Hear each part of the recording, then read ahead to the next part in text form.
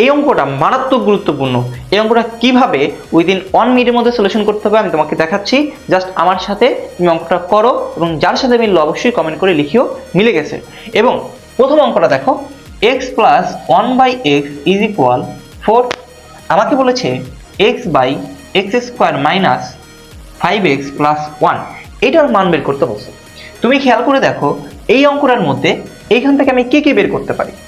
এই অঙ্কটায় আমি কি করলাম, এটার নিচে কিছু নাই মানে 1 আছে, 1x এর লসাগু কত x, তাহলে এই 1x এর ভিতরে x বার যায়, x দ্বারা x কে গুণ করলে x স্কয়ার, জাস্ট লসাগু করতেছি, প্লাস x কাটা যায় পড়ে থাকে 1, তাহলে এখানে হবে 1 ইজ ইকুয়াল 4।